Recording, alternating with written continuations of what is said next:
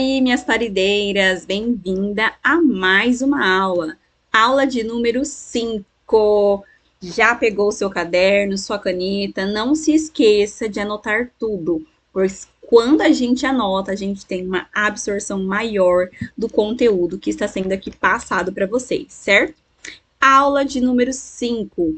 Mitos do parto normal, né? Quais são as fake news aí que todo mundo, a maioria, inventa, né? E que nos deixa aí com uma pulguinha atrás da orelha. A maioria, pessoal, que eu vou dizer aqui, aliás, tudo que eu vou dizer aqui é mito, certo? O primeiro mito que eu costumo dizer é que o parto, ele é feito pelo médico. Muito pelo contrário, o parto, ele é feito e ele é um evento feminino. Ele é um evento da família. Eu, Priscila, fiz só um parto, que foi o parto que eu pari. Por mais que seja maravilhoso eu acompanhar todas as mulheres durante o seu trabalho de parto, eu orientei, eu ajudei ela a chegar no seu objetivo, certo? E eu só assisti. Quem pariu foi as minhas gestantes.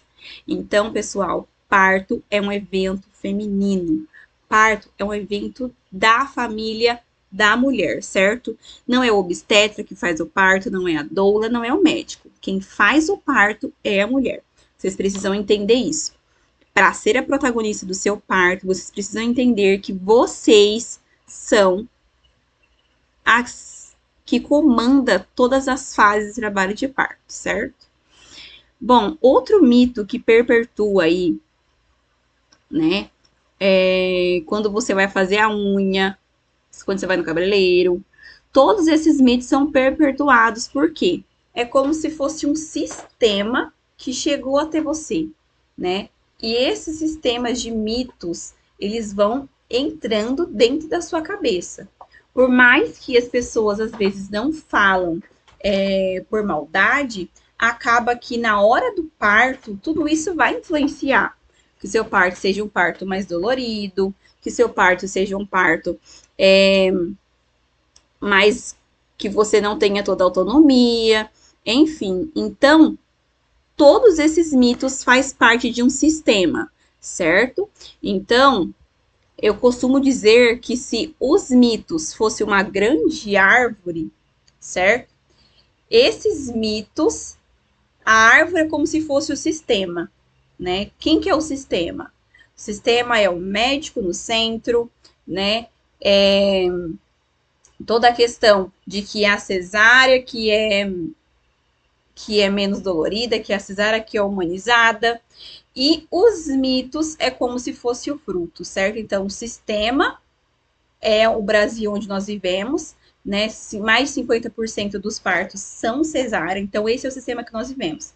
Então, para que esse sistema fique, não caia, existem esses mitos. Porque se não existir esses mitos, como então que as pessoas vão partir para o parto cesáreo? A maioria das pessoas, né? É por isso que os frutos são mitos. Então, um dos maiores mitos aí é que a mulher passou a entender que o parto não é mais um processo fisiológico. E isso faz com que ela fique desvinculada do parto, certo? Como que esse sistema aconteceu? Antigamente, a gente via um parto domiciliar, né? Um evento da família, onde a mulher paria em casa, enfim, a família participava. Quando este modelo de parto saiu do domicílio e ele foi para o hospital, a figura do médico, do homem, a figura das intervenções entrou dentro do parto. E, de fato, as mulheres, então, passaram a ter muito mais intervenções do que quando era um parto domiciliar, certo? E, na verdade, esse parto de hoje em dia, os parto normal, ele é um parto que ninguém quer, porque é um parto cheio de violência, né? Então, um parto com mais violência, um parto onde o homem é o centro, nós temos, então, mais dor, né? Mas a gente precisa entender que um parto, ele é um evento fisiológico, certo? Lembre-se, quando você entra em um lugar nua, de frente com pessoas que você nunca viu, esse lugar, ele não favorece a liberação de ocitocina, né? A ocitocina, ela é o hormônio do amor e o hormônio também que contrai e ajuda ali na dilatação do útero, né? Então, quando eu estou num ambiente hostil, logo eu sinto mais dor, né? O parto que as nossas mães, avós tiveram, foi um parto que hoje ninguém quer ter. É um parto cheio de instigamento, um parto com muitas intervenções, com episiotomia, né? Parto com fórceps, não sei se você lembra, parece como se fosse uma pá que envolve ali, então, entra dentro do canal vaginal e aí puxa o bebê para fora. Então, parto com episiotomia, onde a maioria das mulheres entendem que a episiotomia ela é para facilitar o trabalho de parto. Então, o parto que a minha avó teve não é o parto que ninguém quer ter. A minha mãe diz que o parto dela foi tranquilo, né? Quando eu sento para conversar com a minha mãe, ela me explica tudo certinho. Apesar do parto dela ter sido tranquilo, ela foi uma mulher, né, que levou nos dois partos normal e episiotomia. Então, no meu parto, no parto do meu irmão. E foram partos onde ela precisou passar pela intervenção da episiotomia, mas por conta desses mitos que estava perpetuando ali durante toda a geração, certo? Quando eu falo com a minha avó, gente, sobre como foi o parto dela, nós vemos aí que é um parto que eu não desejo para ninguém, né? Na verdade, o lugar onde ela morava não tinha nem estrutura. Tinha que viajar muito longe para poder chegar no hospital, né? Que nem a gente nem pode dizer que é uma maternidade, porque era um hospital pequeno, para que ela pudesse ser atendida. Então é um parto que eu não desejo para ninguém. Além disso, nós temos aí xingamentos durante o trabalho de parto, que são considerados violências obstétricas, né? Principalmente aí com mulheres negras, né? Eu mesma, eu sofri violência obstétrica no meu parto. Então, e a minha violência foi com episiotomia e o xingamento. Um dia, em outra aula, eu conto para vocês mais sobre a violência obstétrica, né? Mas xingamentos como, se você gritar, eu não vou te atender, né? Quem aí já ouviu o tal do mito assim, ó, quando você estiver lá no parto, não grita muito, tá? Porque se você grita muito, eles não vão atender você. Então, ó, seja boazinha. Outro mito também, ó, na hora de fazer, mito não, né? Xingamento e considerado violência obstétrica. Na hora de fazer, você não chorou. E agora que na hora de parar, você quer chorar? Então, é um tipo de violência obstétrica, né? Então, isso são xingamentos, são situações que aconteceram no trabalho de parto. Às vezes não é nem da nossa avó, do nosso avô, mas são de colegas nossas perto que a gente não deseja para ninguém, não é mesmo? Então, pessoal, hoje a maioria e principalmente um dos mitos que percorre aí é o médico no centro. Então, quando você entende que o parto ele é o médico no centro, você entende então que esse não é um evento feminino, certo? Então saibam que o parto é um evento feminino, tá? Você é a protagonista do seu parto. Coloquei a foto aí dessa influenciadora, né? Não sei se vocês lembram desse caso, onde o médico xingava ela, cometia muita violência obstétrica, mas muita mesmo, de xingamentos. E aí ela postou sobre isso nas redes sociais e viralizou. Passou até no Fantástico esse caso. Então, esse é um tipo de parto que eu não desejo para ninguém, não é mesmo? Outro mito importante também, importante assim, que é um dos maiores mitos que perpetua aí durante a nossa geração, é que a dor do parto normal é a pior dor do mundo. É a dor que quebra mais de 20 ossos. Você é pequena para parir, você é fraca para dor, você não aguenta sentir dor, né? Você é muito magra, muito gorda. Isso são frutos de ensinamentos e julgamentos que a nossa mãe teve. Então, como por exemplo, eu sou baixinha. Eu ouvi de várias pessoas dizendo que eu não iria conseguir parir normal por conta do meu tamanho e por conta do meu quadril. Falavam que a minha bacia era estreita. Enfim, estou aqui, linda e bela, pari minha filha de parto normal. Então, pessoal, são mitos que faz com que a gente duvide da nossa capacidade e duvide da fisiologia, não é mesmo? Então, a questão aí desse sistema esse sistema que nós vivemos é que eles entendem que só algumas mulheres foram predestinadas para parir o seu bebê, quando na verdade não é assim. Toda mulher é capaz de parir, né? Coloquei aqui também, ó, uma reportagem onde a mulher ouviu da médica como uma pessoa gorda como você foi engravidar, né? Então, olha só, gente, são violências obstétricas que também geram mitos, né? E esses mitos perpetuam aí na nossa mente que a gente duvide da capacidade de parir.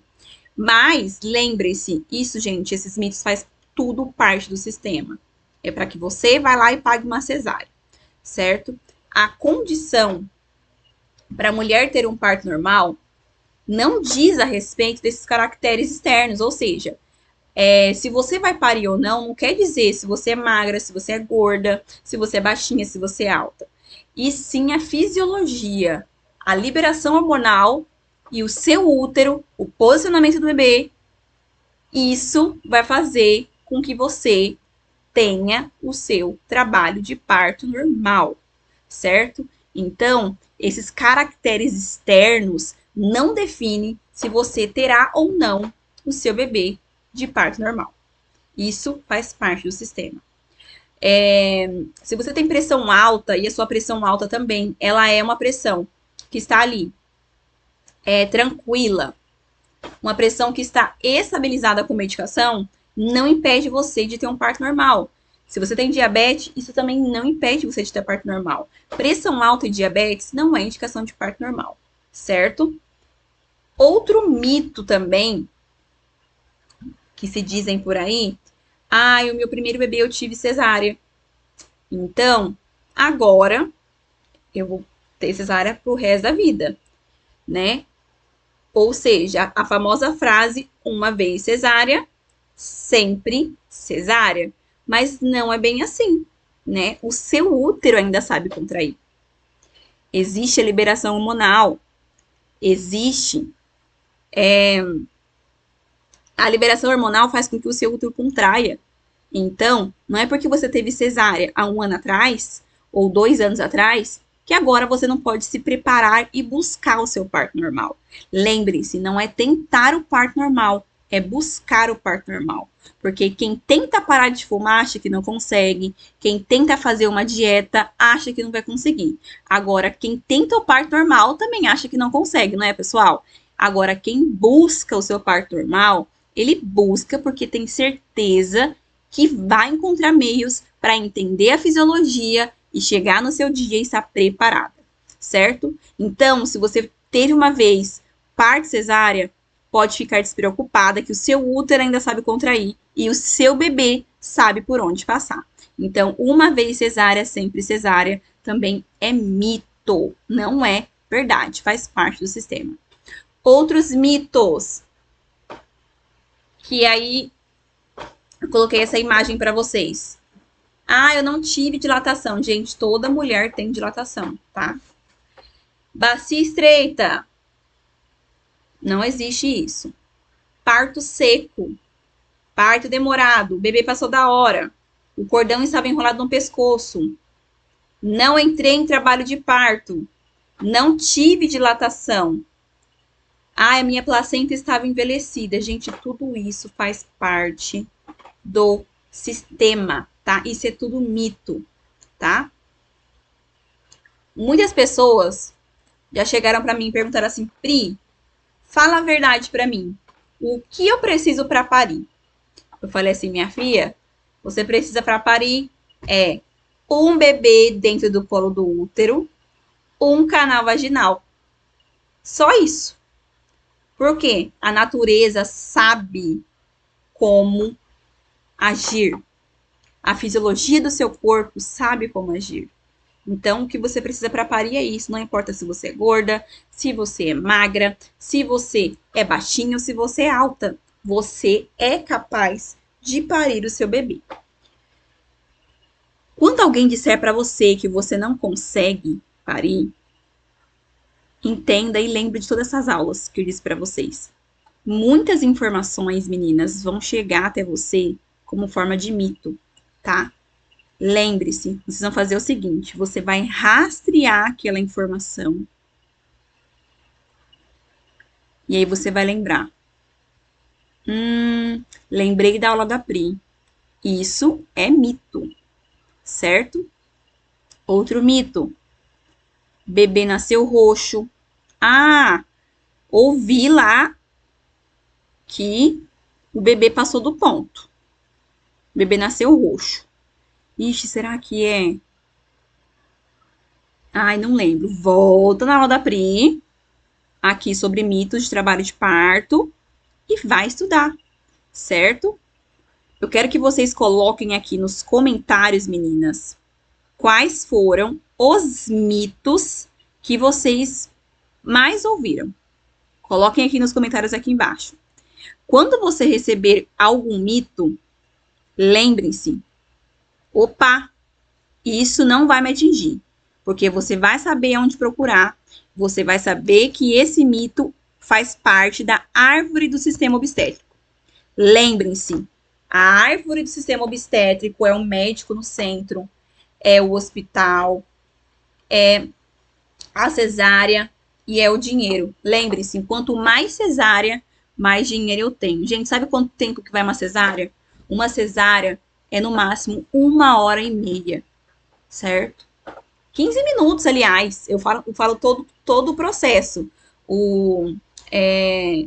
Lá na clínica, no pré-operatório, intraoperatório e pós-operatório. Isso dá no máximo 1h30. Agora, para abrir o bebê e tirar o bebê, não vai nem 20 minutos às vezes. Então, lembre-se, quanto mais cesáreas o sistema obstétrico tiver, mais dinheiro no bolso eles terão.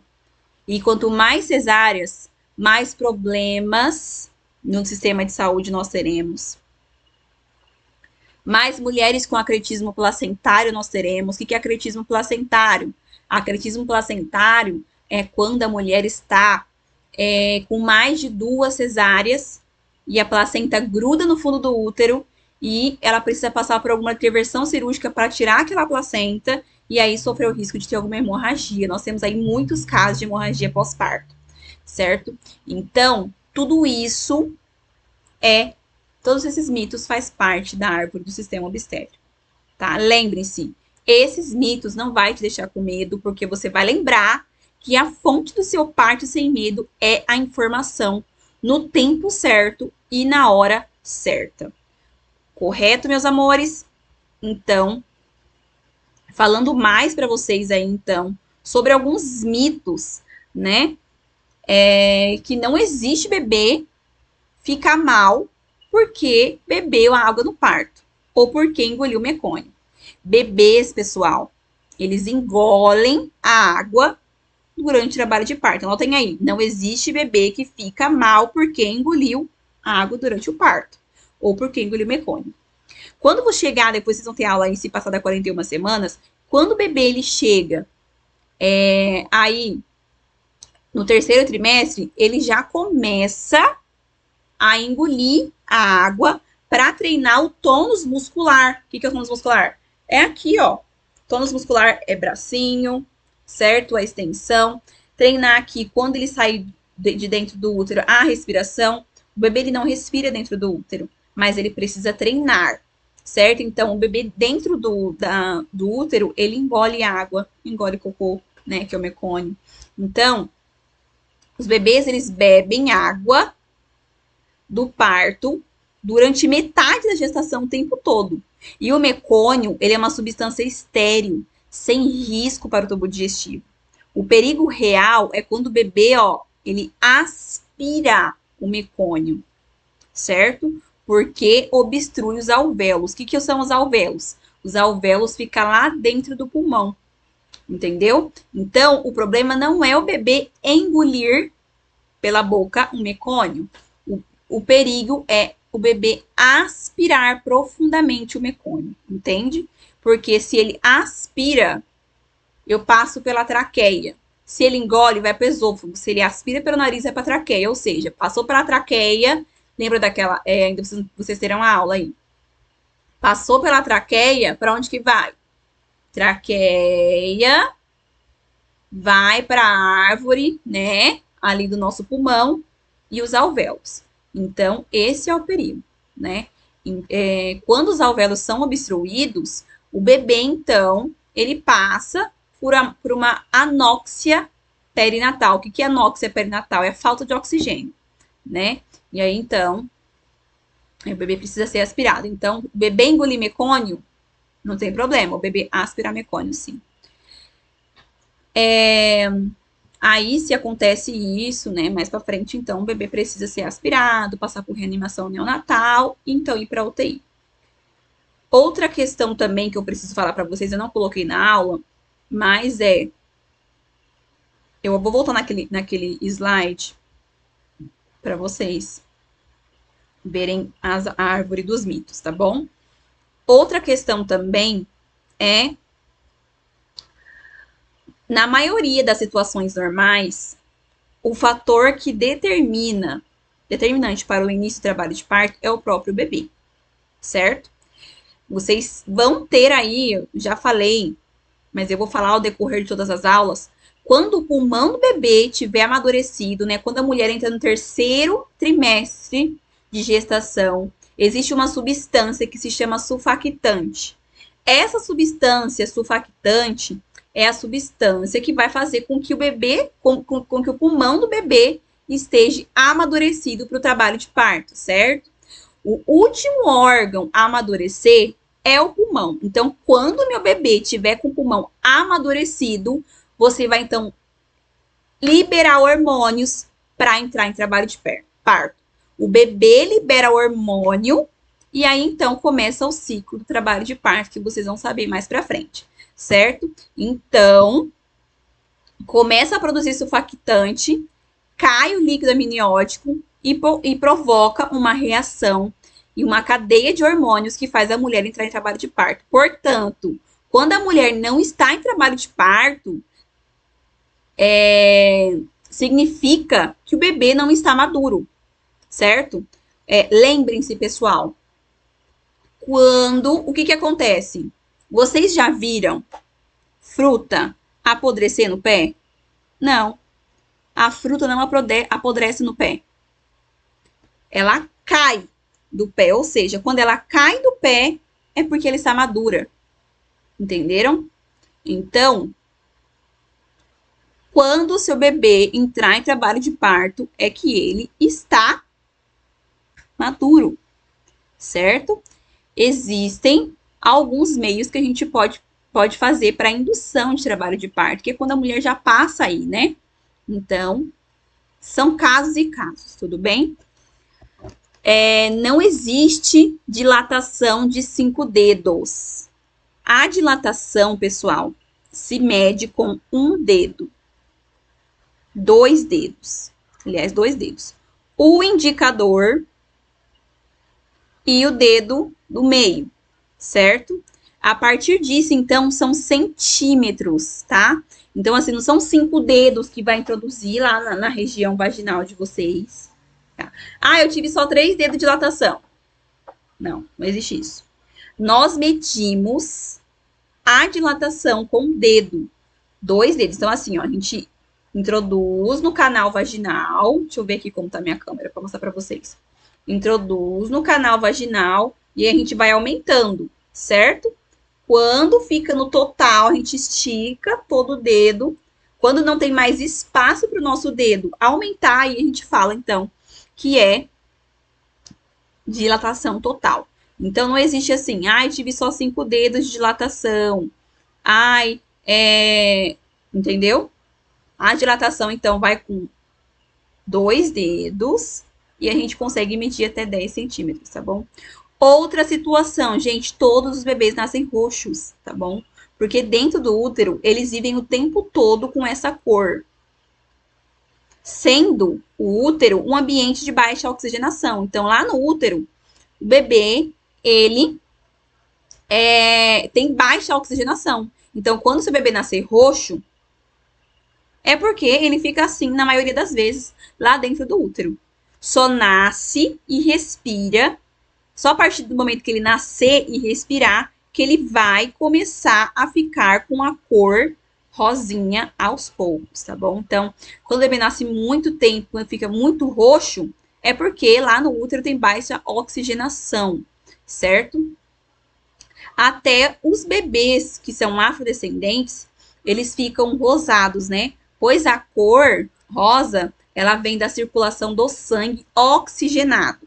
Portanto, meninas, quando disserem para você assim, ó, ai, bebê de fulana passou da hora, tanto que ele nasceu roxo na cesárea, desconfia. Desconfia porque bebês nascem roxo.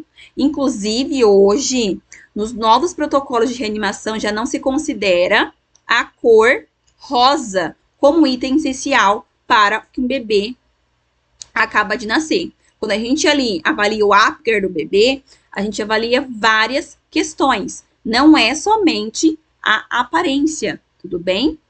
Outra coisa, a gravidez ela dura em média 38 semanas a partir da concepção ou 40 semanas a partir da última menstruação. Quando falamos que a gestante está com 28 semanas, já estamos contando da menstruação. Se nós fôssemos falar a partir da concepção, diríamos que ela está com 26 semanas. Ou seja, a contagem de mês é aleatória. Com 28 semanas, a gente fala que temos uma gestante de 7 meses. Certo? Tem gente que fala que é 6 meses, tem gente que fala que é 6 meses e meio. A contagem em mês, ela é só para fins recreativos. A gestação, ela pode ir até 42 semanas. Então, a gente conta a gestação por semanas, tá? Essa questão do mês é mais por contas de fins recreativos, tá? Outras coisas, pessoal, que é importante falar para vocês é que todos os bebês têm um nível de icterícia fisiológica.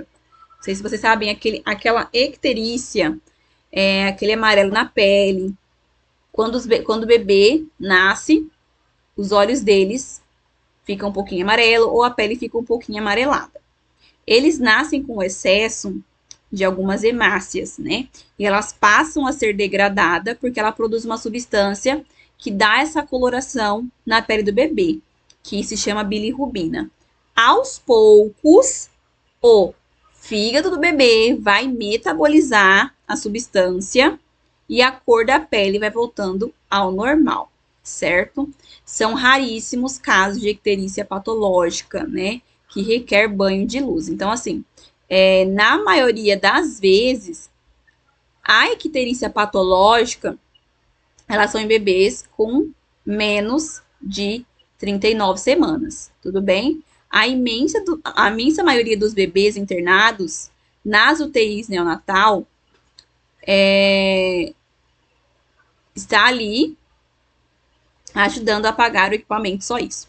Então, se o seu bebê nascer, precisar de luz, né, banho de luz, é por conta da bilirrubina que o fígado do seu bebê está ajudando ali a metabolizar, certo? É importante, então, vocês ficarem de olho. Outra coisa importante para dizer para vocês sobre o cordão umbilical. O cordão umbilical, pessoal, tecnicamente não precisa ser cortado em nenhum momento específico após o parto. Se a família quiser, e é importante, depois a gente vai ter uma aula sobre isso, que é sobre o clampeamento tardio de cordão, pode esperar até, até 10 minutos, 15 minutos. E isso não vai fazer mal nenhum pro bebê, tá bom? Isso faz parte aí, para também ajudar a produzir mais anticorpos pro bebê. Um bebê que tem campamento tardio de cordão, ele não tem anemia, tá? Então, se alguém disser para você, ó, nasceu, tem que cortar o cordão, porque senão vai fazer mal pro bebê. Ele vai parar de respirar. Não, tá? Vocês podem esperar o clareamento tardio de cordão.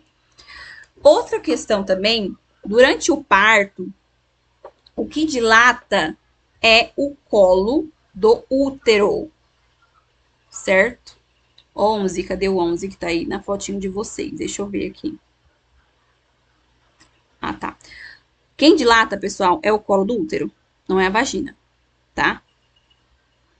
A estrutura que fica dentro ou no fundo do canal vaginal.